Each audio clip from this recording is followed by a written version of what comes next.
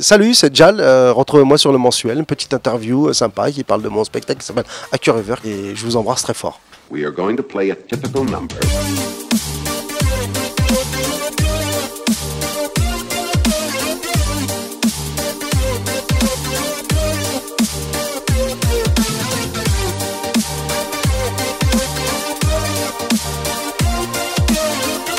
C'est vrai qu'il s'appelle à cœur ouvert parce que je parle un peu plus de moi. Je fais rire avec des sujets qui sont un peu, on va dire, difficiles ou un peu graves, mais je fais rire avec ces sujets-là et j'avais besoin de le partager. Et on m'a dit ton spectacle est un hymne à la vie. Un hymne à la vie, je trouve ça très beau. Je trouve ça formidable. Bien sûr, c'est un spectacle où on rit, on ne fait que ça du début à la fin. J'essaie de mettre du rythme, d'envoyer comme je faisais sur le premier. Mais là, je prends le temps de parler de sujets qui me touchent, qui m'ont changé ma vie, qui changent ma vie. Et je le fais partager avec le public et il y a un moment où je laisse même la parole au public et c'est des moments juste incroyables. C'est un moment sans filet et voilà. Mais le maître mot, je le dis à chaque fois de ce spectacle-là, le contrat que j'ai avec mon public, c'est de les faire rire. Et ça, il a fallu que je crée des nouveaux sketchs, des choses encore plus fortes, encore plus dingues. Oui, très, très dur. Mais je me rendais pas compte que ça allait me prendre autant d'énergie, quoi. Le premier m'avait fatigué, mais parce que le rythme et tout, mais j'étais sur un truc une performance, faire rire uniquement. Je cherchais le fond, je me disais, peu importe, c'est les gens qui prendront ce qu'ils ont envie de prendre et je me disais, ils ont juste envie de rire et tout, et puis voilà, quoi. Et là, l'ascenseur émotionnel, c'est quelque chose qui est différent, C'est incroyable la Suisse, c'est vrai. Et je peux comprendre qu'en plus nous détester, nous les Français, on est tellement arrogants. Sérieusement, on croit tout savoir, on est donneurs de leçons. Sérieux, tu le ressens ça. Si vous aviez un super-héros suisse, t'imagines-toi, un super-héros suisse. Ah, super suisse, vite, faut que tu viennes les sauver. Qu'est-ce qui se passe? Voilà, il a pris en otage des Français. Bon, faut les laisser, hein. Non, c'est bon, donnez-leur l'argent Non, pas pour la rançon, pour qu'ils les gardent. L'émotion, si elle n'est pas sincère, c'est très compliqué. Donc c'est une partie du spectacle où j'ai pas voulu apprendre un texte par cœur. Quand je fais un hymne, je fais un hymne à l'amour, à ma manière. Je le dis à chaque fois, je le dis avec mes tripes. Je le dis avec le moment. Je le dis parce que c'est sincère ce que je pense, ce que j'ai vécu avec ma mère, avec son cancer. C'était important pour moi de dire, j'ai pas envie de vous parler de la maladie. La maladie, voilà, malheureusement, elle touche tellement de gens et c'est la maladie du siècle. Mais je dis, c'est les conséquences de la maladie, de se dire que tu ne verras plus jamais ta mère et tu ne lui as pas dit certaines choses que tu aurais voulu lui dire. Et ça, c'est le plus terrible. Moi, j'entends des amis ou des gens que je croise, ils me disent, j'ai pas pu dire ça à mon père ou à ma mère ou à mon frère ou à ma soeur. Mais c'est terrible. Et ils vivent ça avec toute leur vie, quoi. Et moi je dis, moi j'ai encore cette chance de pouvoir dire à ma mère. Et donc je m'étais rendu compte que je disais pas à ma mère que je l'aimais. Parce que c'est dans notre culture, parce que on a une forme de pudeur, on ne dit pas à nos parents qu'on les aime. Et moi j'ai dit, mais non, je vais perdre ma mère et je lui ai pas dit, mais c'est moi qui s'écroule, c'est mon moi intérieur qui s'écroule parce que je ne veux plus voir ma mère. Et ça, c'était terrible. Et donc, j'insiste là-dessus. Je dis, voilà, je le dis avec les tripes, je le dis avec mes mots à moi. Et voilà. Et puis j'ai pas peur parce que je dis, je sais que là, je suis sincère. Et même si je l'ai bafouillé, même si je l'ai dit, je vous le dis vraiment et je le pense tous les jours. Parce qu'aujourd'hui, j'ai ma mère et je la serre fort dans mes bras. Et je la chéris plus que tout parce que je sais que maintenant, j'ai conscience que je la verrai plus peut-être demain. Et ça, je veux pas avoir de regrets avec ma mère. Et donc, c'est formidable. Après, il y a ce moment thérapie où les gens viennent et s'expriment sur scène. Je leur dis, c'est à votre tour, prenez le micro. Si vous avez envie de dire quelque chose maintenant, dites-le. Et ben, j'ai eu des déclarations d'amour, j'ai eu des demandes de mariage, j'ai eu des gens qui ont parlé de leur maladie, qui vivaient en ce moment, le combat qu'ils avaient sur cette maladie. Et j'ai eu une personne qui est la plus belle déclaration qui a dit, moi, je suis en fin de vie. Et je passe un des moments les plus agréables, les plus beaux avec mon mari. Je vois son mari qui est en larmes. Et je voulais vous remercier, de vous dire, moi aussi je vous aime et j'aime. Et voilà, merci Dial. Enfin, et moi je suis en confetti, quoi. Le public est en confetti, tout le monde se lève. Je crois que même le régisseur, il s'est levé, tout le monde. Mais j'ai dit, mais voilà, on a vécu des moments incroyables. La bienveillance, de l'amour, et ça c'est extraordinaire, Et je le vois au retour des gens, je le vois au retour aux gens qui sont venus me voir, qui me disent ça fait la 8e fois que je viens vous voir. J'ai un ami qui me dit ça fait la 20e fois, et c'est un dur à cuire, un mec qui n'a pas eu une vie, et il me dit à chaque fois je chiale, machin, et je lui dis peut-être ça te fait du bien, il me dit ouais, en fait ça me fait du bien je crois, et ça c'est incroyable, et ça c'est formidable pour moi parce que c'est un rapport qui est différent, mais on rigole et on fait rire. Après des sujets très difficiles, il a fallu que je trouve un sketch encore plus fort que Loulou Coupe Terre même, parce que c'est le sketch qui m'a... Et il fallait les reprendre, il faut reprendre à chaque fois et dire, bon bah voilà, on a vécu des émotions et c'est génial, c'est génial. J'ai été à Fribourg, j'ai joué là-bas, vous mettez du fromage dans tous les plats. J'ai demandé un dessert, et ils m'ont donné de la meringue avec du gruyère. Avec du gruyère, ça se met, ça. Vous avez inventé un truc, vous êtes tout seul dans votre tête. 3 jours de digestion, quand tu chies, un Babybel. Mais je me disais, est-ce que le public va me suivre? Est-ce que le public va venir? On a été vite complet, quoi. Et donc, ils sont venus me voir et c'est vrai que et je le ressens les gens viennent parler naturellement, quoi.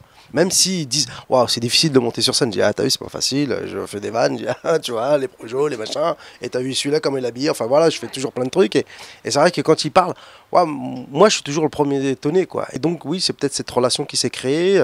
C'est peut-être aussi parce que je les ai mis en confiance. Et parfois je galère parce que je me suis rendu compte, je dis, mais vous avez vu comme c'est dur d'aller dire je t'aime. Envoyer de la haine, et être méchant, mauvais, c'est très facile. C'est une porte de saloon, ça s'ouvre.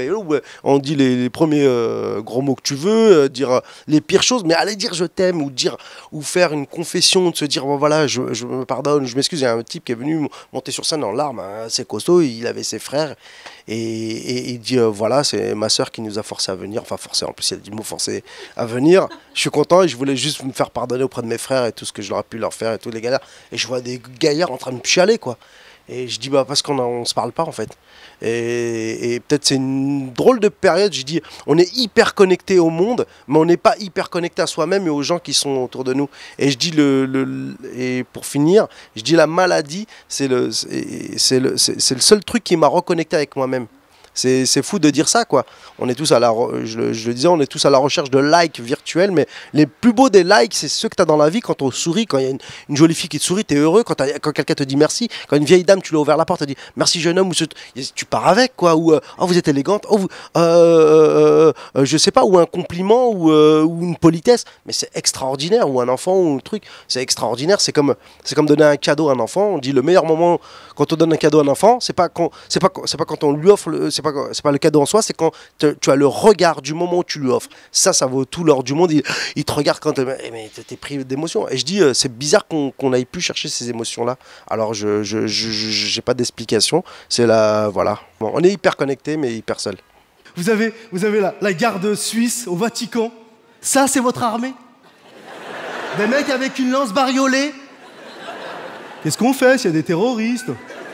On ouvre la porte, on dit que c'est par là. Tu imagines, toi, en zone de guerre? Bonjour, on est l'armée suisse. Où sont les belligérants? What the fuck? Ils sont là-bas, donne-moi la lance. Oh, je l'ai raté. Bon, bah, bonne chance, hein, parce que là... Moi, je dis le rire est un acte d'amour. Le rire est la première des choses. Quand quelqu'un te fait rire, tu l'aimes tout de suite. Il t'ouvre le cœur, il t'ouvre pas autre chose. Tu peux avoir un philosophe qui va t'ouvrir l'esprit, il a après le cœur, enfin tu vois. Mais le rire, c'est tout de suite le cœur. Moi, je dis c'est hyper un truc. Tu t'es désarmé, tu lâches, tu vois. Et moi, ça m'a toujours sauvé dans ma vie. Je me suis retrouvé dans des situations incroyables et je savais que ce qui allait me sauver, c'était la vanne ou le rire. Et c'est un truc de survie, quoi. Et faire rire, je le vois tout de suite. Boum, je vois les gens, le regard s'illumine, le cœur, et voilà. Et je peux aller dans des endroits où je peux sentir voilà, ma tête, ma casquette, banlieue, ma façon de parler, une forme de racisme mais ça me gêne pas, moi. Je dis je vais le faire rire et je vais le faire changer. Je vais le faire changer le temps du spectacle. Après je le changerai pas fondamentalement, mais je dis mais voilà, mais je dis moi je juge pas les gens. Je dis c'est pas grave. La dernière fois que je suis venu en Suisse, je suis tombé malade et j'étais à l'hôpital. J'étais aux urgences. Le mec m'a demandé ma carte vitale et 300 francs suisses. J'ai dit non, ça va mieux. Ma carte vitale a fait arrête. Sérieusement, je déteste moi les médicaments. Je fais très attention à ça. Sérieusement, moi ceux qui soignaient chez moi c'était ma mère. Ma mère elle avait des trucs de grand-mère, tu sais. T'as mal à la tête? Ok, ramène-moi un oignon et 2 citrons. Et donne-moi un foulard. Elle te mettait ça là, truc, tu marchais, t'avais un tagine sur la tête comme ça toute la journée. Ta mère a dit ça va mieux. J'ai tellement mal aux yeux que je sens plus la tête. Voilà, ça marche.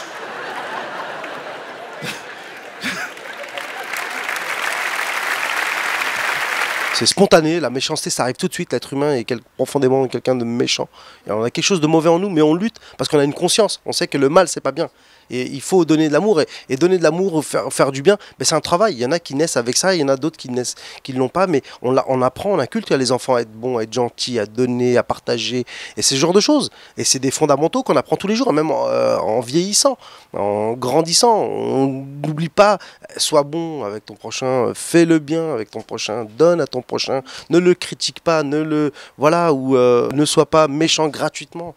Mais c'est l'instinct humain. J'ai l'impression que la formation de l'être humain, elle n'est pas totalement finie, qu'on est encore depuis la nuit des temps, on a toujours ces mêmes problèmes. Et très étrangement, on est dans une société où on peut dire qu'on est en haut de la pyramide, nous, en France. Vraiment, on a une chance extraordinaire, on ne se rend pas compte. Moi, je voyage énormément, j'ai fait beaucoup de choses pour des associations, j'ai été dans des camps syriens, j'ai été en Afrique, j'étais en Amérique du Sud, au Cambodge, mais on ne se rend pas compte de cette chance qu'on a en France, quoi. Et bien sûr, il y a plein de choses à changer, il y a encore plein de combats à avoir, mais si on arrivait juste à se dire, mais waouh, on est privilégié, on devrait un peu plus sourire à la vie. Je sais très bien qu'en France, il y en a qui ont des difficultés incroyables. Et je l'ai vécu, je les ai vécues. Et j'ai travaillé encore dans des associations. Et je vais voir des gens dans des situations très, très compliquées. Mais je le dis parfois, ça peut paraître un peu brutal, mais il y a ce mot chez nous, qui est Alhamdoulilah, merci mon Dieu, merci Seigneur, ça veut tout dire, ça veut dire, mais parce qu'on est privilégié, quoi, on est vraiment privilégié. Et c'est pour ça que j'aime mon pays, la France, c'est pour ça que je me bats, c'est pour ça que j'ai cette chance de pouvoir jouer ici à Cannes, partout, en Auvergne et tout. Et moi je suis très heureux de pouvoir partager ça.